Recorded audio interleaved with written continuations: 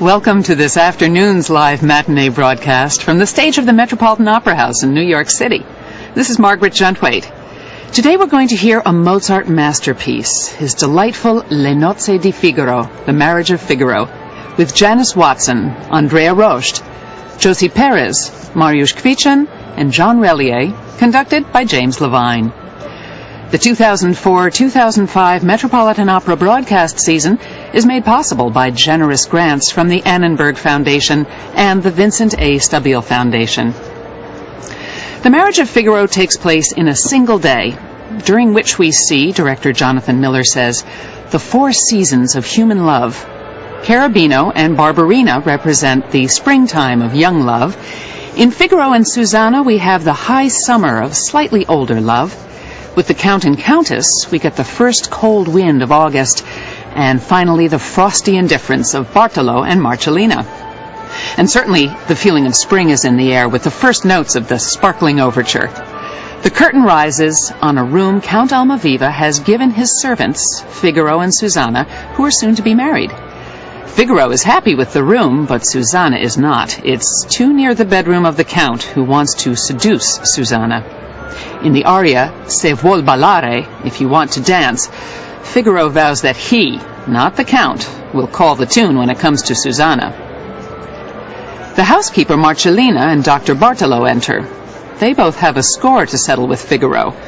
Marcellina because Figaro has defaulted on a loan and so by contract must marry her, and Bartolo because Figaro made him lose his former ward, the Countess. Susanna spars with Marcellina, who in defeat leaves with Bartolo, just before the page boy, Cherubino, a favorite pants role of mezzo-sopranos, enters, seeking Susanna's help. The Count has caught Cherubino with the gardener's daughter, Barberina, and in the aria Non so più, I no longer know what I am or what I'm doing, he pours out his desire for all women. The Count enters unexpectedly, and Cherubino is forced to hide and listens as the Count makes advances to Susanna. But then the music teacher, Basilio, arrives, and the Count is forced to hide as well. When Basilio alludes to Cherubino's infatuation with the Countess, the Count angrily leaps out of hiding, and then Cherubino is discovered. Figaro arrives with a group of peasants to sing the Count's praises. Figaro wants to remind the Count that he has renounced the custom that gave him the right to spend the wedding night with any bride among his household.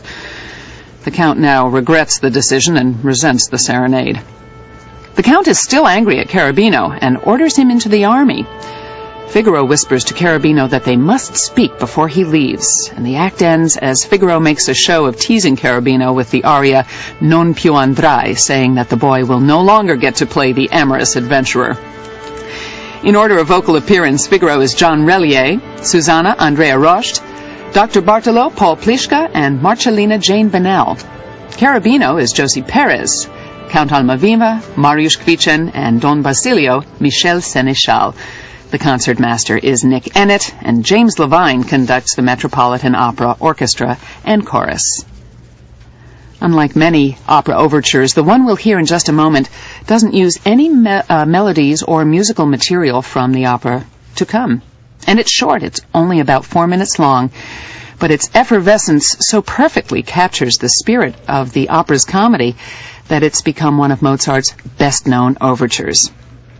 When the curtain goes up, we're in the palace, in a room sparsely furnished with a couple of work tables that Susanna and Figaro use in their jobs caring for the Count and Countess.